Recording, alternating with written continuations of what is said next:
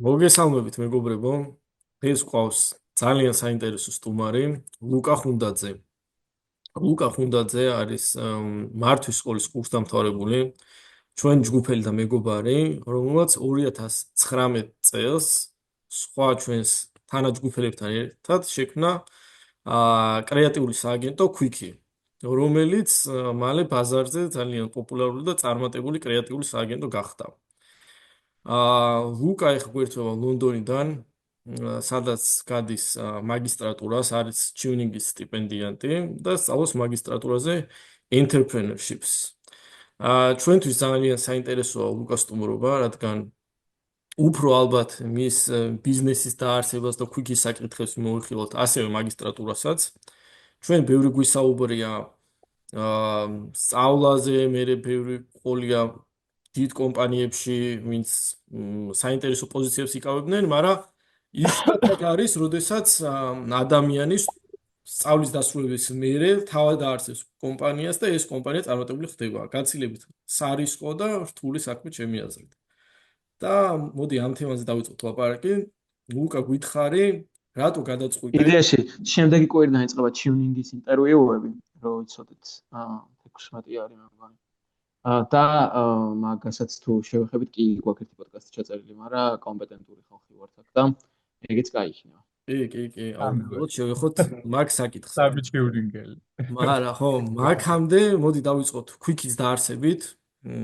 რატო არ აირჩიე რაღაცა ის ჩვეულებრივი გზა, რომელიც იქნებოდა რაღაცა ინტერნშიპის გავლა, რაღაცა ან სადმე დამწყებად მუშაობის დაწყება და პირდაპირ ფაქტიურად უნივერსიტეტის დაარსებიდან ძალიან მალევე დაარსეთ კრეატიული სააგენტო. აი რატო მოხდა და როგორ იყო პირველი გზები დიდ ბიზნესში? გამარჯობა მეგობრებო. მივესალმები თქვენ მაყურებელს. ხო, იცი არის ეგეთ რაღაცაზე ვიფიქრე მე სანამ აქ ჩავერთვებოდი, რატო ხდება ეგეთ რაღაცების გაკეთება რა, მაგრამ ცოტა უცნაური რაღაცა, რომ ყველა კომპანიას მე მგონი აქვს თავისი sales pitch-ი, მათ შორის ჩვენს, რომ რაღაც ვიპოვეთ რაღაც შესაძლებლობა და მე ამ შესაძლებლობის გამოყენება ვცადეთ, რომ რაღაცა სტატისტიკაზე დაფუძნებული მარკეტინგი გვეკეთებინა 2019 წელს, რომელსაც ძირითადად ბაზარზე არავინ არ აკეთებდა. სინამდვილეში ეგ არ არის არასდროს მიზეზი, რის გამოც ადამიანები ეგეთ მაგხილარ რისკზე მიდიან რა. რა არის ეგეთი რაღაცის მიზეზი? ეგ ცოტა ალბათ ყველა ადამიანისთვის ცალ-ცალკე ფსიქოლოგიური ნაწილი არის და ფილოსოფიური და რაღაც სხვა რაღაცებს გამოაკეთებენ. და ეგ ალბათ შეგვიძლია სხვა დროს გავიაროთ, მაგრამ მე რაც არის საინტერესო ამაზე, მაგას მოვუყვები, როგორ დაიწყო და როგორ მოხდა ეს ყველაფერი. იმიტომ რომ მანდ არის ძალიან ბევრი საინტერესო დეტალი. ეს კომპანია შეიქმნა ეგრე, რომ აი როგორც თქვით რა, მე და ჩვენი ჯგუფელები ერთ რაღაც ოთახში ვისხედით და ერთმანეთს დავაჯერეთ ეგეთი რაღაც, რომ თუ შევძლებდით 300 კლიენტის მოძიებას, რომელიც გადაგვიხდიდა 300 ლარს, 90,000 ლარი გვექნებოდა თვეში. ეს იყო მიზანი, რომლითაც დაიწყო ეს ყველაფერი. ანუ რამდენად აბსურდული იყო, რომ 300 კლიენტი რაღაც ძალიან ბევრი. ხო, ანუ არაფერი არ არსებობს იმის გარდა, რომ აი ამას ამბობ და უბრალოდ რაღაცნაირად ჟღერს. თორე იმას მე რამხელა სტრუქტურა ჭირდება, რამხელა პროცესი ჭირდება იმისთვის, რომ 300 კომპანიის სერვისის ხარისხი მართო და ეხა 6 წლის თავზე ყავს დაახლოებით 60. ანუ 300-მდე 6 წლის მერეც არასულა რა. და ეხა ეს იმიტომ მოვყევი, რომ დიდი მნიშვნელობა არ აქვს რისკენ მისწრაფვი თავიდანვე. მნიშვნელობა აქვს, რომ მაგ მოძრაობაში ჩაება რა, რაღაცისკენ წახვიდე და მე რაღაცამდე ყველა ვარიანტში მიდიხარ, თუ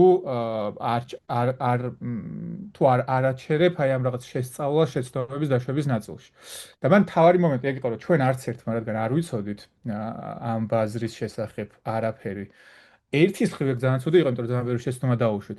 მაგრამ მეორეს მხრივ იყო ეგ, რომ არსებულ გამოცდილებებს არ ვიზიარებდით და რაღაცებს ვაკეთებდით საერთოდ სხვანაირად. და ეგ საერთოდ სხვანაირად რაღაცეების კეთება არის ძალიან რთული, როცა გამოდიხარ იმ გამოცდილებიდან, რომელიც უკვე ბაზარზე არსებობს. და ეგეც როგორ დაიწყეთ? მაშინ ხო რაღაც თუნდაც ChatGPT არ არსებობდა, ანუ ხო, აი რაღაც ჩვენ თვით შესწავლით რა, არსებობდა რაღაც პლატფორმები, რომელ პლატფორმებსაც ჰქონდათ თავისი კურსები უფასო. მე დღემდე მგონია, რომ შენით ყველაზე უფრო მარტივად ისწავლი და ბევრ კარგ რაღაცას ისწავლი და უფრო სწრაფად, ვიდრე რაღაცა კურიკულუმებით, იმიტომ რომ ეს რაღაცა კურიკულუმებს აქვს, რა თქმა უნდა, თავისი ეფექტი და ეგ ეფექტი აქვს, რომ ადამიანებმა წინასწარ იციან და გავლილი აქვთ უკვე ეს გზა და გასწავლიან რა გზა უნდა გაიარო იმისთვის, რომ რაღაცა დგამამდე მიხვიდე. მაგრამ ნუ ვერ გასწავლის რა, მაინც შენ თუნდა ისწავლო საბოლოო ჯამში ყველაფერი იმისთვის, რომ კარგად გამოგივიდეს.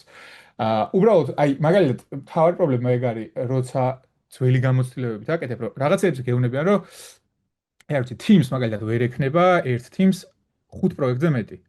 და კითხვას რო სვავრო, რატო ვერ ექნება ერთ Teams 5 პროექტზე მეტი? გეუბნებიან, რომ არსად არა აქვს. და ეს არსად არა აქვს, რამდენ რაღაცაზე არის დაფუძნებული, რატო არსად არა აქვს ჯერჯერობით 5 პროექტზე მეტი ერთ Teams. მაგას არავინ არ უყურებს რა. და როცა შენ ამ გამოცდილებიდან არ მოდიხარ და გიწევს რომ შენ თვითონ მოიფიქრო რაღაცეები, უცბად შეიძლება აღმოჩნდეს რომ შენ თემი აკეთებს 12 პროექტს. და როგორ აკეთებს ამ 12 პროექტს? იმიტომ რომ სხვა სტრუქტურა აქვს. და იმიტომ რომ ეს სტრუქტურა რაღაცა აღმოჩნდა რომ უფრო ეფექტური არის. და მე ხვდები ეგეთი რაღაცა რომ გამოიგებ ეგეთი გამოცდილება რომ გაქვს რომ უკვე ყველაფერი რაზეც გეუბნებიან რომ სხვაგან ესე კი არ არის, კი არა, ყველგან სხვაგან ესე არის, შენ უკვე აქვეშინებ და თვლი რომ შეიძლება ეს ესე არ იყოს, იმიტომ რომ რაღაცა ბევრი მიზეზის გამო სხვანაირად ჯობდეს რა. ეგ იყო ყველაზე კაი გამოცდილება ამაში, რამაც მოგცა რომ საერთოდ არ ვიცოდით არაფერი ამ სისტემის შესახებ და მართლა უნიკალური სისტემა გქონდა აწყობილი, რომელიც ჩვენ დავარისერჩეთ და მოვიფიქრეთ და არა გადმოვიღეთ სხვა სააგენტოებიდან არსებულ ბაზარზე. ეგ არის, ანუ ასე იგი კრეატიული სააგენტოს მართვის, კონკრეტულად ეგეთი ტიპის სააგენტოების მართვის სტილიდან გამომდინარე იწეხ, ხო? ანუ რა სტანდარტებიც არსებობდა მსგავს ხო, სააგენტოების მართვაში თუ ზოგადად ბიზნესის მართვაში რა სტანდარტებიც არსებობდა მაგისგან განსხვავებული გზა აირჩიეთ. ხო, ან მე დარწმუნებული ვარ, არა, ზოგადად ბიზნესის მართვაში ხო მანდაც ძალიან ბევრი დეტალი არის, ხო, როგორ შეიძლება მართო და რა კულტურა შეიძლება გქონდეს და რა სისტემა შეიძლება გქონდეს, მაგრამ ამ შემთხვევაში მე ვიძახი, რომ ხო, რაი სისტემურად, მაგალითად, ჩვენ ძალიან ეფექტური ავტომატიზირებული task management-ის პლატფორმა გავაკეთეთ, რომელმაც შესაძლებლობა მოგცა, რომ პრაქტიკულად fully remote გვემუშავა, როცა მაშინ 2019-ში ეგ ითვლებოდა, რომ შეუძლებელი არის მაგის გაკეთება. აჰა. და ეგეთ 2019-შივე გააკეთეთ თუ როდის გააკეთეთ? მე მგონი მაგის დანერგვა დავიწყეთ ჩვენ პანდემიის დროს დავიწყეთ, მაგრამ სწრაფადვე დაწყებული გქონდა უბრალოდ და პანდემიის დროს მოურჩით და ამიტომ მარტივად გადავიტანეთ რა ეს ყველაფერი, იმიტომ რომ უკვე გაკეთებული ჰქონდა ეს ყველაფერი. მაგრამ ხო რა, ბევრი ეგეთი რაღაც შეზღუდვა შემოდის, რომელზეც გეუბნებიან, რომ ამ შეზღუდვის გამო არ გამოვა რა. ჩვენ პირველ შემთხვევაში კლიენტებს მაგალითად როგორ არწმუნებდით, რომ აი მიდიხართ ძალიან ახალი უნივერსიტეტ ახალდამთავრებულები, პატარები, ალბათ კითხავენ, რომ აბა ვის გაუკეთე საქმე და რაღაც პორტფოლიოში არ არის პროექტი, აი ეს პირველი ნაბიჯები როგორი იყო და მან რა სირთულებს გადააწყვეტ და როგორ უნდა გადალახოს ახალმა ბიზნესმა ეს რთული ნაბიჯები. ხო, ეგ კითხვა არის, კითხვა რომელსაც ალბათ ყველას უსვავენ, ვინც რამეს აკეთებს, მithmetis ანტრეპრენერები, აი რაღაც ინოვაციურ ანტრეპრენერშიპს ვინც აკეთებს, იმას ყველას უსვავენ, ხო, კითხვას, რომ რა არის, რასაც შენ აკეთებ განსხვავებულად. ეგ მაგის ჩამოყალიბება თუ არ შეგიძლია რა არის ის განსხვავებული რაღაცა, რასაც შენ სხვანაირად აკეთებ, მაშინ არავინ არაფერს არ მოგყიდის, ხო? იმიტომ რომ კი არავინ არაფერს არ იყიდის შენგან. ჩვენ შემთხვევაში ეგ იყო, რომ რაღაც ეგეთი ის იყო საქართველოში, ეხლაც არის მეტნაკლებად ჩემი აზრით, მაგრამ მაშინ კიდე უფრო მეტად იყო ეგეთი, რომ მარკეტინგს თითქოს არ აქვს პასუხისმგებლობა შედეგებზე. ანუ რაღაც თავისი შედეგები აქვს, რაღაც მეტრიკები, რომელსაც მარკეტინგი ა გაძლევს, მაგრამ საბოლოო შედეგებზე გავლენა თითქოს არ აქვს. და ეგ იყო, რასაც ჩვენ ვეწინააღმდეგებთ, ანუ ჩვენ ვამბობდით, რომ ჩვენ კონკრეტულ რიცხვებზე, რომელიც ჩვენთვის ყველაზე მნიშვნელოვანი რიცხვები არის, მათ შორის გაყიდვები, იმიტომ რომ ბიზნესისთვის მარტივი არის გაყიდვებზე ლაპარაკი, მაგ საკითხებზე დაგელაპარაკებით და მაქედან წამოვალთ. ეგ იყო ერთი საკითხი. მეორე საკითხი იყო, მაშინ არ ვიცოდი ეს ტერმინი, მაგრამ disruptive innovation რაც არის რა, disruptive innovation არის, როცა ისეთ ბაზარზე როცა შედიხარ, ისეთი კლიენტებისგან იწყებ, ისეთ კლიენტებთან იწყებ მუშაობას, რომელსაც წამყვანი შენი კონკურენტები არ ემუშავებიან. ეგრეთ Apple-ის მაგალითი არის, ხო? Apple-ი რო შემოვიდა ბაზარზე, IBM-ი მუშაობდა კორპორაციებზე, იმიტომ რომ კორპორაციები იყენებდნენ ძირითადად ამ ტექნოლოგიებს და Apple-მა გადაწყვიტა, რომ creative people და ვიღაცაებზე დაეწყო თავიდან მუშაობა, მანდ გაიდგა ფეხი და მერე გადმოვიდა უკვე კორპორაციებში, ანუ იქიდან წამოვიდა აქ. დაახლოებით იგივე მოდელი იყო ჩვენ შემთხვევაშიც, იმიტომ რომ ჩვენს ეგრე დავიწყეთ ისეთ კლიენტებზე, რომელსაც არ ქონდათ ეს რაღაც დიდი მარკეტინგული კამპანიების ბიუჯეტები და უფრო მეტად ყოველთვიურ რაღაცა თანხებს ხარჯავდნენ და იმათ მოვარგეთ ჩვენი სერვისი და იმათ ეს დიდი სააგენტოები იმ მომენტში არ ემუშავებოდნენ, იმიტომ რომ არ იყო საინტერესო იმათთვის ეს ნაწილი. და მე ჩვენ იქიდან გადმოვედით აქ რა, ანუ იქიდან გამოიშალა აქ ეთქარეს ჩვენი სერვისების ნაწილი. მე ეგ მახსოვს რა, იმიტომ რომ მე მე ხოთ იმისა რომ მაგ დროს არ ვიყავი ქვეყანაში, ვადევნებდი თვალს ამ ცდელობებს ძალიან ადრეული პერიოდიდან. და ზოგადად ძალიან სკეპტიკურად ვიყავი, ძალიან ახლო მეგობრები ვართ მე და ბატონი ლუკა. და ზოგადად სკეპტიკოსი ადამიანი ვარ ცხოვრებაში და ნუ ამ წამოწყებების მიმართაც ჩემი პირველი რეაქცია იყო, რომ აი ალბათ ნუ ან მაგრა გაგიჭირდებათ, ან არ გამოვა, ან ნუ სულ რაღაც რთული იქნება რა. მაგრამ ერთი მახსოვს რაც დამრჩა კვიანურ მიგნებად და მანდ პირველად დავფიქრდი რომ მეთქი ალბათ რაღაცას უეჭველი გააკეთებენ თქო.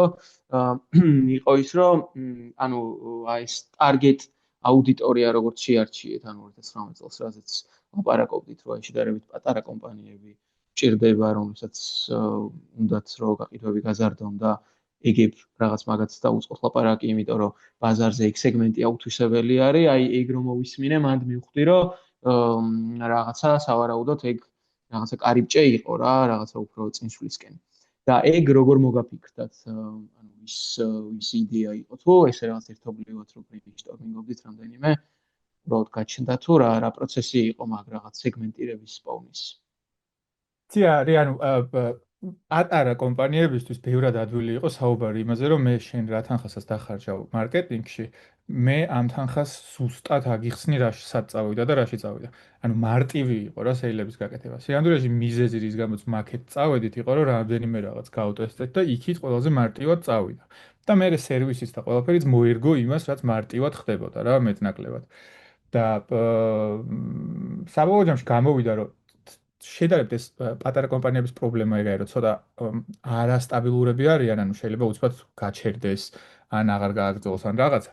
მაგრამ ეს დივერსიფიკაცია შემოსავლების დაგვეხმარა იმაში, რომ რაღაცა დიდი პროექტი რომც გაჩერებული იყო, საბაზისო ხარჯებს ეს ბევრი სხვადასხვა კომპანია ყველა ვარიანტში ანაზღაურებდა რა. და გამოვიდა, რომ ეხლაც კი დღესაც მიუხედავად იმისა, რომ დიდ კომპანიებთან გვაქვს ურთიერთობა, მაგ მხარეს, რომ სტარტაპებს და ახალ მცირე ბიზნესს დავეხმაროთ და რაღაც შესაბამისი სერვისები შევთავაზოთ, რაც მაგათთვის მნიშვნელოვანი არის, მაგას მაინც ვაკეთებთ, რომ დივერსიფიცირებული იყოს ეს შემოსავლები და ეს საბაზისო რაღაც ნაწილი არსებობდეს, რომელიც აი ამ რაღაც უსაფრთხოებას გაძლევს რა, რომ უცბად რაღაც დიდი პროექტები რომ გაგიჩერდეს, წავით სახლში არ იყოს რა და იყოს რომ განვაგრძოთ ცხოვრება. და აი მასშტაბი რო აღიქვას ახლა ჩვენმა მაყურებელმა, რაზეც ვსაუბრობთ, არის რომ თქვენ ახლა რამდენი თანამშრომელი ყავთ კომპანიაში? ეხლა გვყავს მე მგონი 50-ზე ცოტა მეტი. ხო. და ნუ დაიწყეთ და 4 იყავით, ხო, თავიდან? 4 მეგობარი. ხო. აი ეგეც საინტერესო მომენტი არის ამ 4-დან 50-ზე ასვლა. ერთი არის 4 ვიწყებთ, მეგობრები ვართ, ერთმანეთის პროფესიონალიში ეჭვი არ გვეპარება, მაგრამ ხვდებით რომ გვჭირდება დამატებითი ხალხი.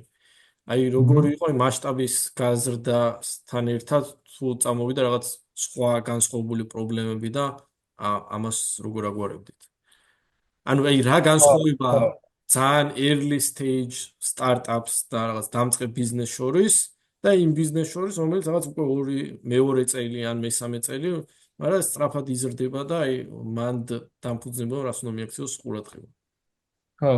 ორი საკითხი არის აქ რა. ერთი არის თვითონ კულტურა და მე არ ვარ მაგის მომხრე, რომ რომელიმე კულტურას ჯობია. მე მგონია, რომ ადამიანზეა, აი როგორც რაღაც ბევრი სხვა რაღაცაც, ესეც იმაზე არის დამოკიდებული, ვინ ხარ შენ თვითონ და როგორ სისტემაში, როგორ სტრუქტურაში უფრო კარგად გრძნობ თავს რა. ჩემ შემთხვევაში და ჩვენ შემთხვევაში ჩემი მეგობრების და პარტნიორების შემთხვევაში ჩვენი სტრუქტურა იყო მორგებული იმაზე, რომ ადამიანებს კარგად ეგზნოთ თავი, იმიტომ რომ ჩვენს უფრო კარგად გრძნობდით ამ მომენტში თავს და რაღაცა ყველა უფრო კარგად მუშაობდით. ამიტომ ჩვენთან რაღაცა ძალიან მკაცრი წესები არასდროს არ არსებობდა რა. უბრალოდ მაგ დროს სელექცია ადამიანების ბევრად უფრო რთული არის. ანუ როგორც კი შემოდის ეგეთი ელემენტი, რომელიც აი ამ ყველაფერს ურევს, იმიტომ რომ არ არსებობს მაკონტროლებელი სისტემები ამისი, ეგრევე ყველაფერი ირევა. და მაშინ თუ ამას ესე ტოვებ, ადამიანები უნდა იყვნენ შეწყობილები ამ სისტემასთან ისე კარგად, რომ არ ანგრევდნენ რა. ეს არის ერთი საკითხი, რომელიც დღემდე ესე მიმდინარეობს და რაღაცა დაახლოებით ეს 50-ივე ადამიანი რომ მიხვიდო და რომ გაიცნო, ხო? რაღაც ერთი და იგივე ღირებულებებზე არის რა და ერთი და იგივე რაღაცები წყინს, არ წყინს, უხარია, არ უხარია, აძლევს мотиваციას, აკარგვინებს мотиваციას. დაახლოებით ხა რა თქმა უნდა ინდივიდუალური ნაწილებიც არის მაგაში, მაგრამ და ეგ არის ხმერე შენი მიზანი, რომ ეს ინდივიდუალური ნაწილები გაარკვიო და მაგას მოგვარგო ყველაფერი, მაგრამ დაახლოებით ერთი და იგივე მიმართულება არის რა, რასაც აკეთებენ. მაგრამ მან ყველაზე უფრო რთული არის მეორე ნაწილი რა კითხვაც დასვი არის ეგ რომ საწყის ეტაპზე ყველაფერს აკეთებ შენ და რაღაც მომენტში თუ არ გაქვს მაგ ხელაფული რომ ეგრევე ძალიან სერიოზული პროფესიონალები მოიყვანო და მაგათთან ერთად იმუშაო ეს ადამიანები მოდიან და გეკითხებიან რაღაც ისეთ სიგიჟეს რომელიც საერთოდ შენ თვითონაც არავის არ გაკეთები აქამდე და გეუბნებიან რომ ამაზე რა უქნათ და შენ მაგაზე ხო არ უპასუხებ რომ არ ვიცი და მოდი დავუხუროთ და დავიდეთ სახლში და გიწევს რომ რაღაცა ქნა რა და მაგას მაშინაც ასევე არ ვიცოდი ეს ტერმინი მაგას ქვია კრეატიული სასოწარკვეთა როცა ძალიან ცოტა დრო გაქვს და აუცილებლად უნდა მოიფიქრო რაღაც და იფიქრებ რა მე მაგას ტესტავდი სხვათა შორის თეკლას რომელსაც თქვენს იცნობთ თეკლა ამბობდა რომ რაღაცაზე რო ბრეინსტორმინგ გავთო პირველ 15 წამშიო რაღაცასო რო ვიძახიო მე შემდეგი საათნახევარიო მაგას ვაკეთებთო რომ მივდივართ იქამდე რომ ის 15 პირველ 15 წამში რაც თქვით ეგ იყოს სწორად და პროსტა საათნახევარი მაგას ვაკეთებთ რომ აქამდე მივიდეთ და ნუ მაგას აკეთებთ მაგრამ მე რაღაც მომენტში თუ 3 წელი გავიდა და ისევ შენ ხარ ყველაზე უფრო კომპეტენტური ყველა მიმართულებით ესე იგი არსად არ წავიდა ეს კომპანია რა ან არასწორი ადამიანები არიან ან კომპანია არ ვითარდება და რაღაც threshold-ი არის როცა შენ უკვე ვეღარ აკეთებ ყველაზე კარგად ყველაფერს ადამიანები არიან რომლებიც თავის საქმეს შენზე ბევრად კარგად აკეთებენ და აქ ემართება თქო მე ადამიანებს და მეც ჩემსაც ძალიან რთული იყო რა იმიტომ რომ ეს მე ყველაფერს შენ რო აკონტროლებდი აქამდე და ეხლა თქო აღარ აკონტროლებ ძალიან გგონია რომ დაინგრევა ყველაფერი ხა შენ თვითონ თუ არ მიხვედი იქ და რაღაცეები თუ არ გააკონტროლე გგონია რომ იქ საშინელება მოხდება და აი ეგრო შენ თავს აიძულო რომ არაუშავს შეცდომა მაინც რომც დაუშვან ოღონდ თვითონ გააკეთონ და შენ აი ამ დელეგაციას თვლიანად აკეთებ რაღაც მომენტში იწევს იმას რომ ეხა დღეს მაგალითად უამრავი საკითხი არის კომპანიაში რომელსაც მე გადაწყვეტილებას არ ვიღებ იმის გარეშე რომ არ მითხრან იმ ადამიანებმა როგორ უნდა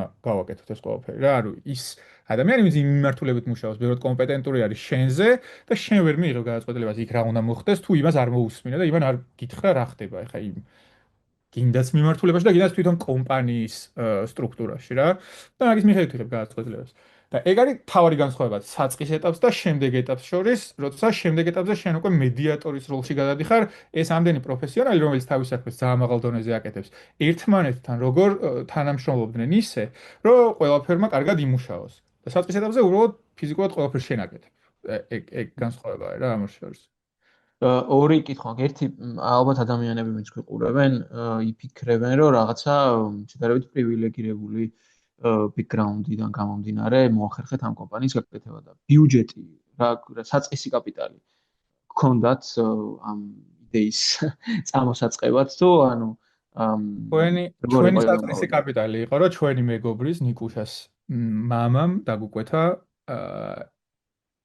პროექტი და ანუ არ გქონდათ 200 ლარს ეს ხო ჩვენ ბიუჯეტი და ჩემი ოთახი სახლის რომელზეც ანუ არ გქონდათ რა ანუ ესე იგი რაღაც ეგ იყო პირველი პროექტი რაც გააკეთეთ ხო აი მაგ საკითხს მე რომ შევეხებით თვითონ სტარტაპების ნაწილზე რა ეგ ეს ძალიან მნიშვნელოვანი არის სინამდვილეში რა ჭირდება სტარტაპს ხო გითხარი ეგ და ერთი კითხვა აქვს მე უბრალოდ გაგახსენებ თუ რამე დაბარები ხა ვიტყვი არის რომ ან ზოგადად მე ძალიან წირი ინფორმაცია აქვს აღმართულებით მაგრამ რაც დაახლოებით ბიზნესის საწყისებში სწავლობდით ხოლმე, ანუ მან მახსოვს რაღაც რედფლეგად მეგობრების და რაღაც ახლობლების მიერ განვითარებული ბიზნესების წარმატების ისტორიები, რომ ძალიან ისეთი არის რა და ისედაც რაღაც ცოტა რაღაც ანეკდოტურ იმათ მაგ ჩარჩენილი რომ ანუ აი მეგობართან ერთად რაღაცებს ხშირად არის ხოლმე შემთხვევა რომ პარტნიორები მე მეგობრები ხდებიან, მაგრამ აი მეგობრები ბიზნესში ცოტა ისეთ საკითხი არის რა, ანუ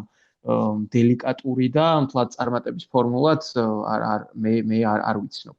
ხო და თქვენ ერთი რომ მეგობრებმა გააკეთეთ და მეორე ანუ რაც როგორც შენ თქვი რაღაც კომპანიაშიც ეგეთი დამოკიდებულება არის რომ ერთმანეთთან ძალიან დაკავშირებულები ხართ და მაგას რა გამოწვევები ახლავს თან და როგორ შეიძლება მაგის მიღწევა რომ პრობლემის მიღმა რაღაც ჰარმონია ნახო მაგ ყველაფერში რა. ჯერ მაგ საწყის კაპიტალზე რო დაგულაპარაკო და მე ამ მეგობრების თემაზე. ხო, ანუ საწყის კაპიტალზე, საწყის კაპიტალი მე გავაკეთოთ, როცა უკვე სტარტაპებზე გადავალთ. ეხლა გეტყვი ამაზე, რომ სიამოვნებაში ეგ ეგრე არ არის, რომ ეგ პრობლემა არ არის, ეგ ძალიან სერიოზული პრობლემა არის რა, იმიტომ რომ როცა მეგობარი არ არის და უბრალოდ პარტნიორი არის, ნაკლებად პიროვნულად არიღებ რაღაცებს. და ჩვენ უბრალოდ საწყისი ეტაპიდანვე მაგას ყველა კომუნიკაციაში ვიყენებდით, რომ რაც არ უნდა მოხდეს ახლა აქ როგორც არ უნდა ვიჩხუბოთ, რაც არ უნდა უთხრათ ერთმანეთს, ეს რაღაცა პიროვნულად არ მივიღოთ და რო გამოვალთ იმ ოთახიდან, გავაგზავნოთ სხვანაირი კომუნიკაცია და იმ ოთახში რაც მოხდება, ის იყოს ყველამ ვიცით, რომ ჩვენი ინტერესი არის, რომ რაღაცა მიიღწეს შედეგი. სიამოვნებაში ძალიან რთული არის.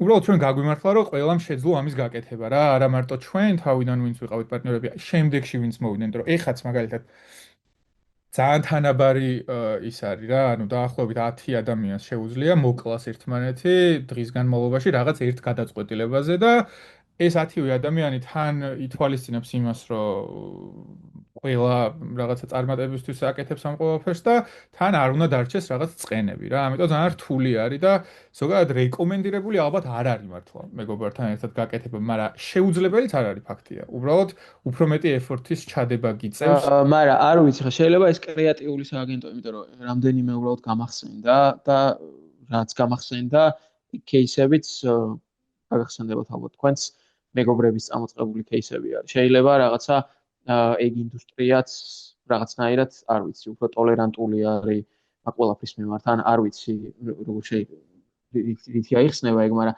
რამდენიმე კონკურენტი მაგალითად თქვენი ასევე რაღაც მეგობრების წამოწყება არის რა. ხო, იცი რა არის, ზოგადად ძალიან რთული არის წარმატებული кейსებით იმის გამორკვევა, რაღაცა კარგად მუშაობს თუ არა, იმიტომ რომ ბევრ რაღაცაზე არის დამოკიდებული, რაღაცა გამოვა თუ არა რა. მაგალითად ადამიანების ტემპერამენტზე ორი ერთნაირი რაღაცა ისეთი აგრესიული ტემპერამენტის ადამიანი რო იყოს ერთად, შეიძლება რაღაც ვერ მოხდეს.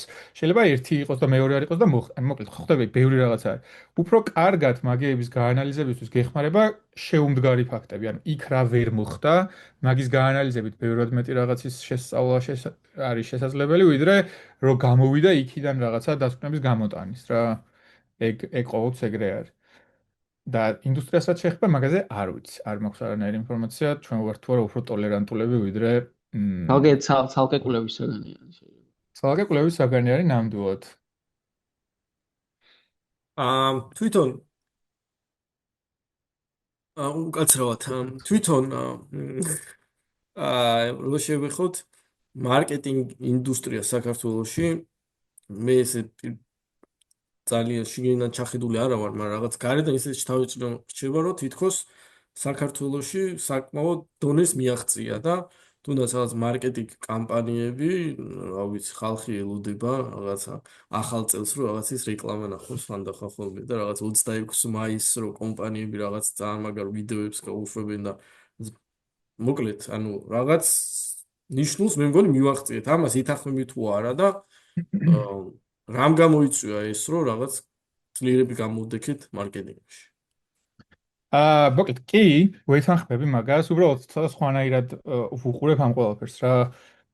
ეგ ყველაფერი გამოვიდა, იმიტომ რომ ის ხალხი არიან ძალიან მაგრები მართლა, ვინც გააკეთეს თავის დროზე ეს, იმათმა ძალიან რთული გზა აირჩიეს, საერთოდ არსებობდა ბაზარი, ეგეთი ბაზარი შექმნეს, ხო, ამ რაღაც Windforce-ი მარკეტერი, Livingstone-ი არის ძველები, ვინც არიან მაგრად. არ დაკარიერეს, ვიღაცებს აუხსნეს, რომ ეს აუცილებელი არის და გააკეთეს. მე რაშიც ვხედავ პრობლემას და გამოვიდა ძალიან მაგრა რა, მართლა სოფლიო დონის მაგ პროდუქტს აკეთებენ. მე რაშიც ვხედავ პრობლემას არის ეგ, რომ საქართველოში ყოველთვის არის ეგრე, რომ რაღაცა რო წარმატებული გამოდგება, მე ყველა დგება და მაგას აკეთებს რა. მარკეტინგშიც მათ შორის არსებობს გაშაურმე ხო არ გაგვეხსნას? ზუსტად. ზუსტად და იგივე ხდება მარკეტინგშიც. მარკეტინგში ეს კრაფტი, რასაც ეს ადამიანები აკეთებენ და აკეთებენ ძალიან მაღალ დონეზე, არ არის აუცილებელი რომ მიხვიდე და აი ამ კრაფტში იყო შენც რა ძალიან მაგარი. იმიტომ რომ არსებობს მარკეტინგში უამრავი მიმართულება, ხო, რომელიც სხვა რაღაცეებს მოიცავს და ამ სხვა რაღაცეებში არანაირად არ ვითვისებთ ჩვენ ქართული ბაზარი. და ეს მარკეტინგის ერთი მხარე, რომელიც ამ ადამიანებს ძალიან კარგად აქვთ ათვისებული, ყველა ავტომატურად ვცდილობთ, რომ ამას აი მივედით. რომელი არის მეორე მხარე? თუ აი, ბიზნესს ბრენდის დაიბრუნებას აქტივაცია, აი ბრენდის აქტივაცია მაგალითად, არც მაგალითი რო ვთქვათ, IKEA-ს ქონდა ახლა ეგეთი კამპანია, რომ პრობლემა ქონდათ ეგეთი, რომ ყველას ქონია, რომ უხარისხო არის და ესპანეთში გააკეთეს ეგეთი გათამაშება, რომ ვინც იპოვიდა სახლში ყველაზე უფრო ძველ IKEA-ს ავეჯს, უკანა წერია რომელ წელს არის გამოშვებული, ის იგებდა რაღაცას და მთელი ქვეყანა ეძებდა IKEA-ს ყველაზე უფრო ძველ ავეჯს და ვიღაცამ იპოვა 1960 რაღაცა წელს გამოშვებული და ამით გავიგეთ, რომ თურმე ძლებს 40 წელი რა, ანუ ეგეთი რაღაცას საქართველოში არ ვაკეთებთ ხოლმე რა, იმიტომ რომ უფრო მეტად აი ამ კრაფტზე ორიენტირებული მარკეტინგი გვაქვს, იმიტომ რომ ვიცით რომ ეს წარმატებული არის და ისინი აკეთებენ ამას კარგად. ეს ადამიანები. ოღონდ ამას სხვა მიზეზიც აქვს. ამისი მიზეზი არის ის, რომ შენ როცა ეგეთი რაღაცა სხვა მიმართულებით მიდიხარ, თვითონ მარკეტინგის მენეჯერებიც ესე მარტივად ვერ გეთანხმებიან, იმიტომ რომ მაგათი პასუხისმგებლობა არის. ანუ როგორ არის თანამედროვე ორგანიზაციებში, ხო, არის რაღაც მე უნდა წავიდე ჯერ ფინანსურ დირექტორს დაუმტკიცო რომ ეს მართლა გასაკეთებელი არის, მე CEO-ს დაუმტკიცო რომ ეს მართლა გასაკეთებელი არის და მე ეს ყველაფერი ჩემი პასუხისმგებლობა არის. და თუ მე არ მაქვს მოცემული ეს თავისუფლება პასუხისმგებლობის აღების შესაძლებლობა და ძალიან ძლიერად არ ვთვლი თავს, მირჩევნია რომ ისეთი რაღაც გავაკეთო, რაც ვიცი რომ რაღაც დონეზე გამოდა, რომც არ გამოვიდეს, ის გამოთქმა რო არის არავინ არ გაუშვიათ სამსახურიდან IBM-ის არჩევის გამო, აი ეგ რა. იმიტომ რომ IBM-ს რო აირჩევ, იმან ცუდი რაღაცაც რომ მოგიტანო, სიტყვი რომ რა ვქნა, IBM-ი ავირჩიე ხა და რა ვიცი მე ხა, მეტი ვინ ამერჩია. და როცა შენ სიახლეზე უნდა აიღო პასუხისმგებლობა, მაგ დროს ძალიან გარისკვა გიწევს. და გირჩევნია რომ არაიტკიო თავი. და ეგ რო შენ მაგის ბაზარი შექმნა ამ სხვა მიმართულების, მაშინ იგივე უნდა გააკეთო, რაც იმ ხალხმა გააკეთეს თავიდან, ხო? ესე იარო და აუხსნა ადამიანებს, რომ ეს მიმართულება იქნებ გაგვეტესტა და მე ვიღაცა დაგთანხმდეს და რაღაც. ბევრად რთული გზა არის.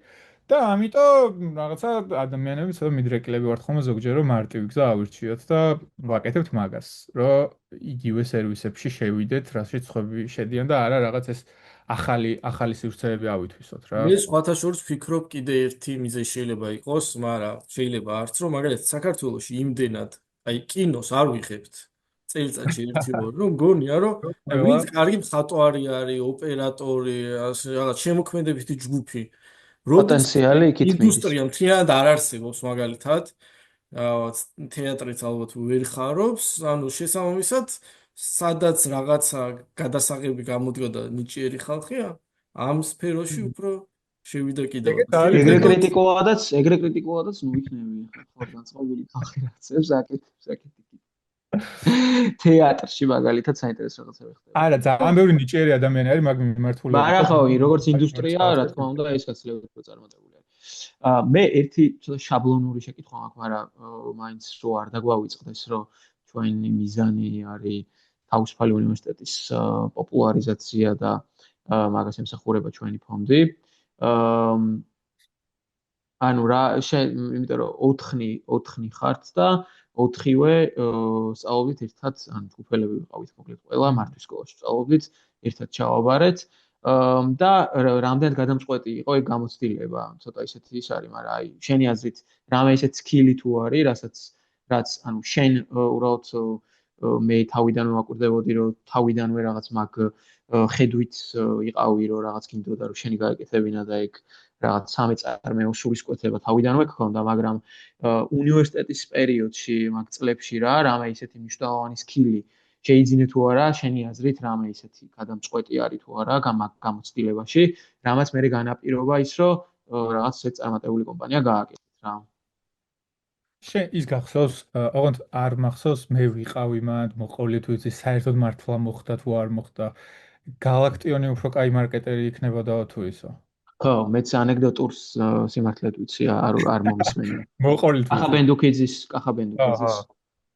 ხო და ეგ არის სინამდვილეში მართლა ეგრე რა. იმიტომ რომ ტექნიკურად მარკეტინგში რაც უნდა ისწავლო, მაგას მართლა ისწავლი შენ თვითონ. აი რომ დაჯდე, ყველა ამ იმას რა ქვია, პლატფორმას აქვს გამოდებული თავისი უფასო კურსი, რომელსაც თავიდან რომ მიყვე და ბოლომდე ჩაყო, ყველაფერი იცი იმ პლატფორმას. ეს პლატფორმა როგორ უნდა გამოიყენო. მენეჯმენტს რაღაცას რაც დაგჭირდება იმ მომენტში წაიკითხავ და რაც გაგვეკეთა მართვის სკოლამ ჩვენ მე კონკრეტულად მართვის სკოლაზე ვიზახი ამ შემთხვევაში, იმიტომ რომ მაგის გამოცდილება მაქვს. მაგის შევსება არის ძალიან რთული. იმიტომ რომ მარკეტინგშიც და რაღაც აი ამ ინოვაციურ მიმართულებაშიც ძალიან მნიშვნელოვანი არის connecting dots რა, ერთ-ერთი ინსაიტის მოძიების ყველაზე უფრო გავრცელებული ტექნიკა არის, რომ შენ შეგეძლოს, რომ სრულიად სხვა ინდუსტრია და სრულიად სხვა ინდუსტრია ან რაღაცა სხვადასხვა რაღაცები ერთმანეთთან დააკავშირო და ამით რაღაცა ახალი ინსაიტი შემოიტანო, ხო? შექმნა ახალი ინსაიტი. და იქ რადგან ამ ყველაფერს გვასწავლდნენ, რომ ფსიქოლოგია, ფილოსოფია, ანთროპოლოგია, სამართალი, ეკონომიკა, ისა ესა და ვერავინ ვერ იგებდა, რა გვინდოდა ეს ამდენი რაღაცა, ქრისტიანობა და ბიბლია და ლიტერატურა და რაღაცები. მე საბოლოო ჯამში გამოვიდა, რომ შენ უკვე ეკონომიკა როგორ მუშაობს, მაგის საბაზისო ნაწილები რო იცი და ანთროპოლოგიიდან რო გაქვს რაღაცა ინსაიტები, ამათი კავშირებით ისეთი ინსაიტები გამოგაქვს, რომელიც შეუძლებელია, რომ ამ რაღაცების ცოდნის garaში გამოგქონდეს. და ეგ ბევრად უფრო მნიშვნელოვანი არის, ვიდრე ის ტექნიკური ცოდნა, რომელიც შეიძლება მარკეტინგმა მარკეტინგის სწავლამ მოგცეს რა, მარკეტინგის სწავლას შენ თვითონაც გააკეთებ და აი ამისი შევსება ეხლა შენ თვითონ უთბად რომ გაგახსენდეს, რომ წახვიდე და ანთროპოლოგიური ტექსტები იკითხო, რომ არანაირი შეხება არ ქონია ანთროპოლოგიურ ტექსტებთან, ძალიან რთული არის რა, ეგეთი რაღაცის გაკეთება და თითქმის არავინ არ აკეთებს. და საბოლოო ჯამში გამოდის, რომ აი მაგ ინსაიტის შესაძლებლობას, რომელიც მაგ ტექსტებიდან შეიძლება გამომდინარეობდეს, მაგას მოკლებულები არიან რა. და ეგ არის მთავარი, რაც მოგცვა მაგ კურსმა ჩვენ. თან ეგ ინსაიტების მოძიების სისტემა ხო მარტო მარკეტინგში არ გჭირდება, ზოგადად ცხოვრებაშიც გჭირდება რა, რაღაც უფრო ყველაფერი ინსაიტზე არის და რაღაც დაკვირვებაზე არის დამოკიდებული, მე როგორ ქცევას გაანახორციელებ შენ და ბევრი რაღაც ისინი როგორ განსხვავებული ცოდნები უფრო მარტივად აკავშირებ ამ სხვადასხვა წერტილებს ერთმანეთს. რადგან განათლებას შევეხეთ, მოდი გავაგრძელოთ შენი მაგისტრატურით. ანუ რო შეგვახსენო ზუსტად რა პროგრამაზე ხარ ახლა? ეხლა ვარ Entrepreneurship and Innovation-ზე ბირკბექის უნივერსიტეტში. ლონდონში. აი, შენს ადგილას მაგალითად რო წარმოვიდნენ თავს, ანუ უკვე საკმაოდ დრო გავიდა ბაკალავრიატის დასრულების შემდეგ, დაახლოებით 8 თუ 9 წელი. ანუ ხარ მენეჯერი დაახლოებით 50 ადამიანის, უკვე წარმატებული კომპანია და გადაწყვიტე რომ წახვიდე მაგისტრატურაზე. აი, რატომ? და ეს აი მაგალითად უფრო ემსახურება პიროვნულ განვითარებას, პიროვნულ განათლებას, თუ აი ფიქრობ, რომ ეს კომპანიისთვისაც კარგი არის, მაგალითად, რომ კომპანიის გაზრდაში სამომავლო დახმარებოდა. რა იყო მთავარი мотиваცია ჯერ მოდი დავიწყოთ. ხო, ან ბევრი რაღაც არის ერთად რა, აქაც რატომაც შეიძლება ეს რაღაც გააკეთო. პირველ რიგში ალბათ არის ეგ, რომ ერთი და იგივე სააგენტოს უპირატესობა, მოკლედ მარკეტინგის შიდა გუნდებთანაც ხო ეგაა, რომ ბევრ რაღაცასთან გაქვს შეხება და ამიტომ უფრო ვითარდები. გინდა არ გინდა, რაღაცა ბევრი რაღაცა რომ მოგდის, გიწევს, რომ ყველაფერთან ადაპტაცია გააკეთო. როცა ერთ კომპანიაში დიდი ხანი ხარ და არ გაქვს შეხება სხვა ფაუნდერებთან, სხვა ადამიანებთან, რომლებიც იგივე რაღაცებს აკეთებენ, შეიძლება იმაში ჩაიხარშო და რაღაცა გამოვიდეს საბოლოო ჯამში, რომ განვითარება რთული გახდეს. კი არა, შეწყვიტო, მაგრამ უფრო რთული გახდეს, იმიტომ რომ ეს რაღაც სხვა პერსპექტივები ვეღარ დაინახო. და ამიტომ მე მინდოდა რომ ეგეთ სივრცეებში მომხდარიყავი, სადაც ადამიანები ამაზე ლაპარაკობენ. აი, როგორ მოხდეს პროცესების ოპტიმიზაცია, როგორ მოხდეს ახალი პრობლემების აღმოჩენა, როგორ მოხდეს ამ პრობლემების აღმოჩენის შემდეგ სტრუქტურების ადაპტაცია და სად არის ზოგადად ახლა დღეს სამყარო ამ პრობლემების აღმოჩენაში, ანუ რა სადამდე მივედით, რა გადავჭერით და რა გვაქვს ახლა გადასაჭრელი. და ლონდონთან მაგის ეპიცენტრი არის ერთ-ერთი, სადაც ამაზე საუბარი მიმდინარეობს და ჩემთვის ძალიან საინტერესო იყო, რომ აქ ჩამოსულიყავი და ეგ მესწავლა, მით უმეტეს ამ კურსზე მესწავლა, სადაც ამაზე არის საუბარი. ეხლა სად არის ეს პრობლემები, რა პრობლემების გადასაჭრელი აქვს კაცობრიობას. აი მაგალითად ეხა თუ გრძნობ, რომ აი რაღაცა ცვლილებები შემოიტანიან სიახლეები შენ კომპანიაში ამ ახალი გამოცდილებებით თუ რა თქმა უნდა, ანუ რაღაც ეხლა მაგალითად ბოლოს რაც გავაკეთეთ, ეგ იყო, რომ ნუ ავტომატიზაციები ადრეც ქონდა გაკეთებული, AI-ის დანერგვაც დაწყებული ქონდა. ეხლა უბრალოდ ცოტა სტრუქტურულად მართავთ რა ნაწილს, იცი? აი ყველაფერი რო იყოს უფრო მეტად გაწერილი, როგორ უნდა ხდებოდეს ადამიანებს შორის კომუნიკაცია და რაღაცეები რა. იმიტომ რომ ცოტა რომ იზრდება ეს, მე ბუნებრივად ადამიანზე დამოკიდებული ვეღარ იქნება, ცოტა მეტი სისტემა არის საჭირო. და ეგეთი რაღაცეების ცოდნა არ გქონდა აქამდე, როგორ უნდა გავაკეთებინო, იმიტომ რომ არც გჭირდებოდა რეალურად და ეხლა დაგჭირდა და აქედან გამოგვაქვს. ეხლა მაგალითად ყველაზე უფრო მნიშვნელოვანი რაც არის ეგ რომ AI-ის შემოსვლა მათ შორის რა რაღაც ახლა რომ შემოდის ხო ესეთი ჩარტი აქვს ცოტა რომ თავიდან გგონია რომ ყველაფერი შეცვლის სამყაროში და მე გგონია რომ არაფერი არ შეცვალა რა და საბოლოო ჯამში სადღაც შუაში არის ხო ანუ არც ეგრე არ არის რომ უცბად ყველაფერი გამოიცვლება და არც ეგრე არ არის რომ არაფერი არ შეცვალა და ეხა მივდივართ რაღაც ეგეთ ეტაპამდე წელს იქნება თუ არ ვცდები წლის ბოლოს როცა Stripe-ი შემოიტანს გადახდის ახალ სისტემას, რომელთაც AI აგენტებს შეეძლებათ ფულის დახარჯვა. და ეგ ნიშნავს იმას, რომ ეხლა თუ ჩვენ გვაძლევენ suggestion-ებს AI აგენტები, მე პირდაპირ ვეტყვით, რომ მიდი რომ ბანანი გამომიძახე. და ის თვითონ მიიღებს გადაწყვეტილებას ეს ბანანი საიდან უნდა გამოიძახოს რა და მარკეტერებს ამ მომენტში ეს უკვე შედის მარკეტინგი post-human era-ში, როცა შენ ბაზარზე ორივე ფაქტურად შენ AI უნდა დაკერო, ასე ვთქვათ. ზუსტად. ეს არის post-human era, როცა ორივე გყავს ბაზარზე გადაწყვეტილების მიღებად, ადამიანიც და AI-ც. და რა უნდა გააკეთოს მარკეტინგმა იმისთვის, რომ შენგან იყიდოს ეს ბანანი და არ იყიდოს შენი კონკურენტისგან, ეგ არის რასაც ეხლა იკვლევს მარკეტინგი დღეს და არა აქვს ამაზე პასუხები და მაგის ცოდნა, რომ შენ ეს აუცილებლად გჭირდება, ძალიან წინ გწევს რა, იმიტომ რომ ეხლა სააგენტო შეიძლება დღესვე არ გქონდეს პასუხი მაგაზე, მაგრამ უკვე ემზადები იმისთვის, რომ ჩვენ ამაზე მოგვიწევს მუშაობა მომავალში და შეიძლება ამას რაღაც დამატებითი მიმართულება დააჭირდეს, რომელიც ამის კვლევას დაიწყებს და ეს ადამიანები იქნება პასუხისმგებლები, რომ კონკრეტულად ეს მიმართულება იკვლიონ. იმიტომ რომ როცა უკვე რაღაც პასუხი ამაზე იარსებებს, ჩვენ უკვე მზასერვისი გქონდეს კომპანიებისთვის და ეგ ძალიან ასწრებ უკვე კონკურენტებს მაგითი რა, რომ უცბად სერვისი გაქვს ისეთი, რომელიც ეხლახანს გავიგეთ ამაზე როგორ უნდა გქონდეს პასუხი. და ეგეთი რაღაცეები აქ ყოფნა და ამის შუაში ყოფნა მაგაში ძალიან გეხმარება, რომ მსგავსი ინფორმაცია გქონდეს. შენი აზრით არის რამე ისეთი სტარტაპების წარმატების ძართული არის ალბათ თქმა, იმიტომ რომ ეგ რო არსებობდეს ყველა სტარტაპი წარმატებული იქნებოდა, მაგრამ შენი გამოცდილებით იმის გარდა რომ აი ძალიან ბევრჯერ ცადო, ანუ ისეთი სტარტაპების შემთხვევაზე ვლაპარაკობ, რომლებიც ალბათ უფრო უკვე quick-ის შემთხვევაში წარმატებულები გამოვიდნენ, რა მაგის შენარჩუნების თავარი საიდუმლო რა არის და უშუალოდ ადაპტაციური უნარი არის თუ რამე სხვა არის კიდე. ხო და აი წეგან რო ვამბობდით რომ მე ვიტყვით ხო აი ეგ მინდა რომ ერთი თქვა რომ მოკლედ სტარტაპის გაკეთება სინამდვილეში ჭირდება ორი რაღაც ერთი რომ ოთახი გქონდეს სადაც დაჯდები და ეს საქართველოს პრობლემა არ არის ოთახი ყველას აქვს თითქმის ნუ რაღაც დონეზე მაინც და მეორე რომ გქონდეს იმდენი ფული რომ 6 თვის განმავლობაში შეძლო რომ რაღაცა ჭამო ანუ 6 თვე თუ შეგიძლია რომ ოთახში შეიკეტო და რაღაც პროექტი აკეთო, უკვე შეგიძლია რომ სტარტაპი დაიწყო.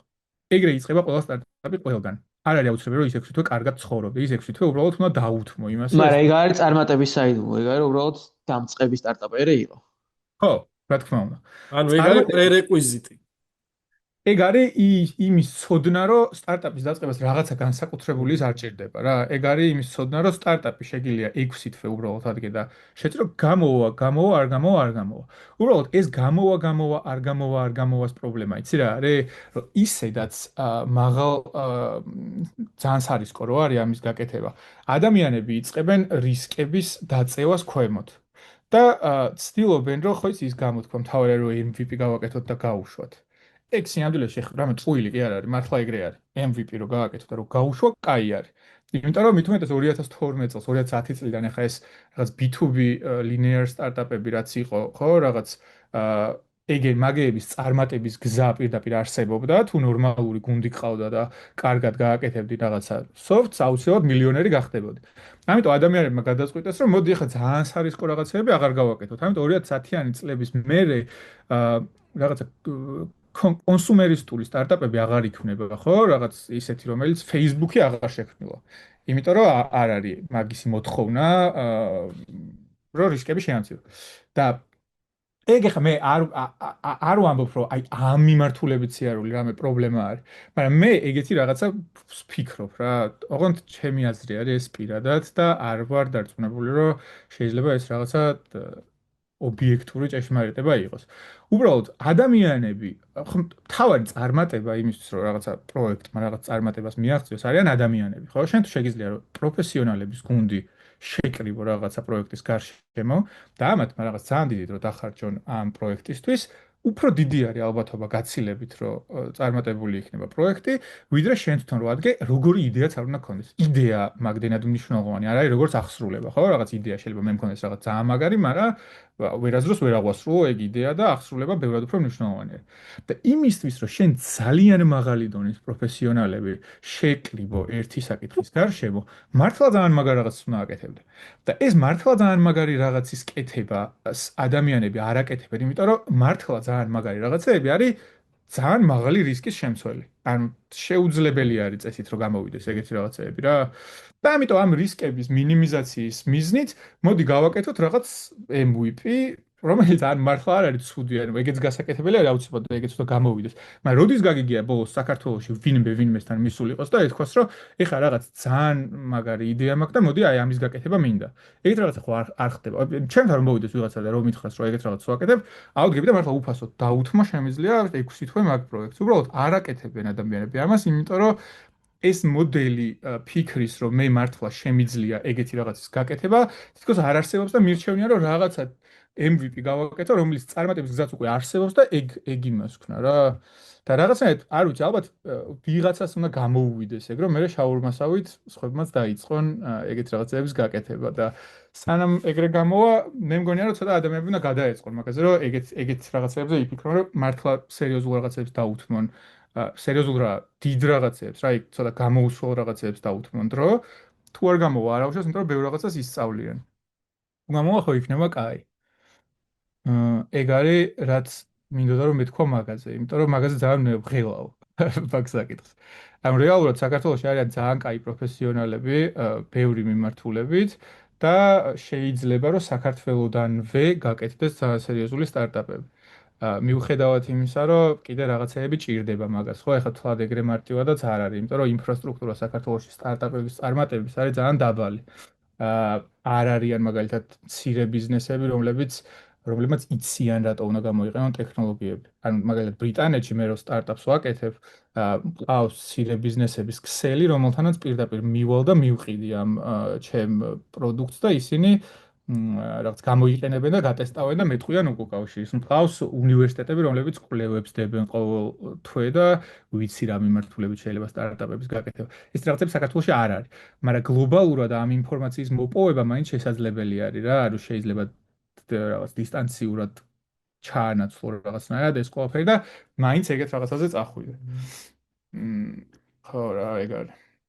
არა, ძალიან საინტერესოა და ზე ლევანმა რაც დაანონსა, მოდი პოდკასტის დასაწყისში მაგასაც შევეხოთ, რადგან შენ ხარ ჩვენ შორის ბოლო ჩივნინგის გამარჯვებული, ანუ ბოლო წლის, ყველაზე ალბათ კარგად გახსოვს რა ეტაპები გაიარე და ვინც იქნება დაინტერესებული, იქნება იმ ერჩევები გაუზიარო, თუნდაც უფრო ანუ გასაუბრების. აი გასაუბრებაზე საინტერესო არის რომ ჩვენ გავაზიაროთ რაღაც რაც გქონია მე მგონი საინტერესო იქნება იმიტომ რომ მე რამდენად ვიცი და მე მგონია რომ არ ვწდები ესე იგი უშაბათიდან ამ 16 მარტს არის პირველი სერია ინტერვიუების და დაეხმარებას მე მგონი და აი ზოგადად ჩივნინგი მოკლედ რაღაც ბევრჯერ გვიხსენებია და ვილაპარაკია რომ არის ბრიტანეთის მთავრობის სტიპენდიო პროგრამა რომელიც საშუალებას გაძლევთ რომ დიდ ბრიტანეთში 1 წლით მაგისტრატურაზე წახვიდეთ შემდეგ საქართველოს დაბრუნების პირობით და ხო ჩვენ რაღაცა ისე მოხდა რომ სამივე მოკლედ ამ შესაძლებლობით ვისარგებლეთ და ამირა უკან ვისწავლეთ და მეორე უკა ეხლა სწავლობს. ხო და შენ რო გითხრა შენი გამოცდილება როგორი იყო ინტერვიუში, ანუ აი რას უნდა მიაქციონ ყურადღება და რამე წარმატების ფორმულა მანდაც თუ არის, თუ შეგიძლია რომ გააზიარო, ეგეც რო გითხრა. იცი რა არის, ანუ მე თვითონ ინტერვიუს პროცესზე ვერაფერს ვერ ვიტყვი, იმიტომ რომ მე რო გამოვედი ინტერვიუდან, მეგონა რომ საშინლად ჩავარდა. მეგონა რომ ძალიან ცუდი ინტერვიუ მქონდა გაკეთებული, იმიტომ რომ არც მახსოვდათ ესე ათრეები ვლაპარაკე რა იმ ინტერვიუს. მაგრამ მომზადების ნაწილში შემიძლია ვთქვა, რაც აღმოჩნდა რომ წარმატებული არის, არის ეგ რომ ძალიან ბევრი მოკ ინტერვიუ მქონდა ჩატარებული. აი მართლა ძალიან ბევრი მქონდა რა, ჩემ თავთანაც ბევრი მქონდა ჩატარებული, სხვა ადამიანებთანაც ბევრი მოკ ინტერვიუ მქონდა. და ეს სხვადასხვა ეს კითხვების ბენკ მქონდა აწყობილი, რომელიც ნაწილი შენ გამოგართვი, ნაწილი სადღაც მოვიპოვე და ამებზე ყველაზე მქონდა პასუხი გაცემული და ესენი ვიცოდი როგორ უნდა გამეცა რა ამისთვის პასუხი. თვითონ შინაარსი ამ კითხვებზე პასუხის არის ორი მნიშვნელოვანი რაღაც. ერთი ის, რომ აუცილებლად უნდა ხსნიდეს იმ ესეებს, რაც მანამდე გაგზავნილი არის, ანუ მაგასთან უნდა იყოს თანხმედრაში, იმიტომ რომ ნუ ეგ არის, რაც შენი პროპოზალი და რაც შენი შინაარსი არის, რაც მოგაგ. და მაგრამ ესეებში თუ გიწერია ეგეთ რაღაცები, რაც ტყუილი არ არის, აქაც არ მოიტყუებ. თავარი არის რომ მოკლედ ჩემი აზრით რომ არ მოიტყუო არაფერი რა, ანუ მართლა სიმართლეები ვლაპარაკო, იმიტომ რომ ეგ ლაპარაკის დროსაც ეტყობათ ადამიანებს ალბათ სავარაუდოდ და ისედაც ცხადია. ძალიან ბევრი აპლიკაცია რო აქვს ადამიანებს საკითხული, გამოარჩევ რა ვიღაცა ადამიანი რაღაც იტყუება თუ არ იტყუება. ეგ მგონია ძალიან მნიშვნელოვანი. დანარჩენი ეგ ხო რა, არასდროს არ არის საკმარისი მოკ ინტერვიუების რაოდენობა. ანუ 20 თუ გაკეთებული 25 ჯობია და 25-ს 30 ჯობია. რამდენსაც მოასწრებ, რამეტანე იმაშიც ეგ არ უნდა გადავიდნენ, იმიტომ რომ ანუ ჩემ შემთხვევაში ცოტა ეგ იყო რომ მე ამ მოკ ინტერვიუებზე რაღაცნაირად პერფორმანსი გეზრდება და ხარისხი რო იზრდება, მე თითქოს რაღაც მოლოდინი გაქვს რომ ინტერვიუც შეიძლება რომ ეგეთი იყოს. მეც ეგეთი განცდა მქონდა. ძალიან ბევრი მოკ ინტერვიუ მქონდა გაკეთებული, მაგრამ რაღაც კონკრეტული მოლოდინები მქონდა, რომლებიც იქ იმ ინტერვიუმ არ გაამართლა საერთოდ რა. ამ საერთოდ ისეთი რაღაცები მკითხეს, ისე მკითხეს, რომ ის და ერთი ჩემი მხრიდან რჩევა იქნება, რომ პრაქტიკა აუცილებელი არის და ეხლა რასაც ვეუბნები ხოლმე ვინც რაღაც რჩევას მეკითხებიან და გადავიდნენ ეგ არის რომ don't underestimate, იმიტომ რომ სერიოზული ამბავი არის და მომზადებული უნდა იყოთ, ანუ ისე უბრალოდ რაღაცა. ზოგი ეგეთ ისტორიასაც ყვება, რომ აი რავი არ მოვემზადე და ის просто მივედი და რაღაც და მაგაზე მაქვს ხოლმე რომ ვა მე დაგეპარაკები შენ წალკე, იმიტომ რომ ცოტა საჭირო არის რომ ფორმაში მოხვიდე ნამდვილად. მაგრამ ასევე ვიტყოდი რომ უნდა იყოთ მზად, უნდა იყვნენ ვინც გადიან თუ გიყურებენ ახლა. რაღაცა ისეთი კომბინაციებისთვის ან ფორმულირებებისთვის ამ შეკითხვების და გამოცდილებებისთვის, რაც ყველაფერს ვერ გააკონტროლებ რა, რაც უბრალოდ ახალი არის და იქ დაუშვათ პირველად ხდება, ამიტომ ხო, ერთიც და მეორეც რა. ლუკა, შენი გამოცდილება როგორი არის? ჩვენ მეგონა ცალკე დავილაპარაკებთ. იმიტომ რომ შენ იყავი ეგრე რომ მარტივად ისქენი? ანუ მე მოკ ინტერვიუ მეგონა არ მქონია საერთოდ. პირდაპირ არც კითხვების ბენკი არ აგიწყვია და ესე მიხვედი პირდაპირ. მე გავჭერი ფაქტიურად კანალი. არა ხო, მაგრამ მე ძალიან დიდი ხნის წინ მქონდა. მაგრამ ნუ მომზადება აუცილებელია, ესეების წაკითხვა კარგად და რამე წერა ესეებში აუცილებელია, გააზრება თვითონ იმ კითხვების, რაც წინასწარ იცი ესეებში, რომ აი რატო მიდიხარ, მე რატო ჩამოდიხარ და რას აპირებ რომ გააკეთო, ეგ უნდა ქონდეს გააზრებული და იმიტომ მინდა წასვლა რომ კაია ინგლისში 1 წელი მაგისტრატურა და რაღაც, ანუ ეგეთი მარტივი პასუხი არ გამოდგება როგორც უკან თქვა, იმიტომ რომ ძალიან ბევრი აპლიკაციას იღებენ და გავარჯიშებული აქვს აშკარად თვალი ვინც ამოწევს ამ აპლიკაციებს და მე გასაუბრებაზეც ის, ამიტომ მომზადება მართლა თავარი რჩევა იქნებოდა და ყველას უსურვებ მაგრამ ხო, სადღაც მაგის მოსმენაც უნდათ, რომ 1 წელი რო ინგლისში ისწავლი, ეგ რო შენც მნიშვნელოვანი არის რა, ანუ რაღაც ბრიტანეთი რო რა თქმა ხო, უნდა. ეგ მაგათაც მნიშვნელოვანი არის, რომ კულტურულად ის არის. ეგეთი ამბავი გავიდეთ ბოლოში ძალიან საინტერესო პოდკასტი გამოგვივიდა. დიდი მადლობა. ნამდვილად. და ველოდებით საქართველოში მალე და quick-ის კიდევ უფრო გაზრდას უსურვებ მე პირადად. მადლობა დიდი თქვენ მოწვევისთვის და იმისთვის, რომ ნამდვილად, ნამდვილად. თქვენი პოდკასტი გააქვთ. აბა დროებით. დროებით.